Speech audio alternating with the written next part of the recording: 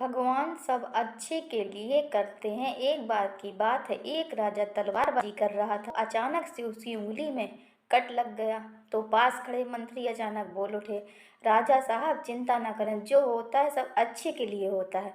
यह सुनते ही राजा को गुस्सा आ गया। राजा उस मंत्री को कारागृह में बंद करने का आदेश दे देता है और बोलता है, इसको फांसी पर चढ़ा दिया जाए।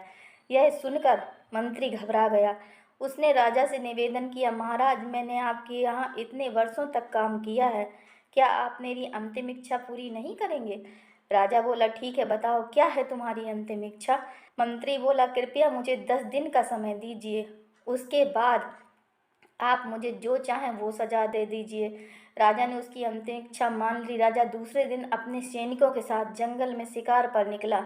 जंगल के बीच में राजा अपने सैनिकों से बिछड़ गए और रास्ता भटक गए। रास्ता ढूंढते हुए राजा वनवासियों के बीच पहुंच गए, जो बलि देने के लिए किसी को ढूंढ रहे थे। वनवासियों ने राजा को पकड़ लिया और वन देवी की बलि देने के लिए ले गए। बलि देने की सारी तैयारियां पूरी हो गई। जैसे ही राजा को बलि देने के स्थान पर ले जाया गया, वहां खड़े बुजुर्ग की नज़र राजा की खंडित उंगली पर पड़ी। उसने आवाज़ लगाई, ये तो खंडित है, इसकी बलि नहीं दी जा सकती। तो वनवासियों ने राजा को छोड़ दिया।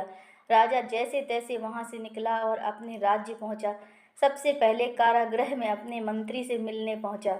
राजा ने मंत्री से कहा, आपने सही कहा था, अगर मेरी उंगली नहीं कटी होती तो मैं जिंदा नहीं होता। यानी जो होता है वो अच्छे के लिए होता है। राजा ने फिर पूछा, मेरा तो फायदा हुआ, लेकिन आपका कैसे फायदा हुआ? मैंने तो आपको सजा दी। मंत्री बोला, मैं आपके साथ शिकार पर हमेशा रहता हूँ, उस दिन भी रहता, लेकिन मेरे खंडित नहीं होने के कारण मेरी बलि चढ़ जाती, इसीलिए मेरे साथ जो भी हुआ अच्छा हुआ। राजा प्रसन्न हुआ, लेकिन छोटी सी बात पर मंत्री को सजा देने का दुख भी हुआ, इसलिए राजा ने मंत्री को कारागृह से निकालकर फिर से अपने साथ रख लिया। दोस्तों, अपने जीवन में भी बहुत से उतार चढ़ाव आते हैं। कभी कभी कुछ चीज़ें मन मुताबिक नहीं होती हैं, इस कारण से कभी निराश नहीं होना चाहिए। दोस्तों, अगर आपको यह कहानी पसंद आई तो कृपया लाइक शेयर अवश्य करें, चैनल को सब्सक्राइब करना ना भूलें।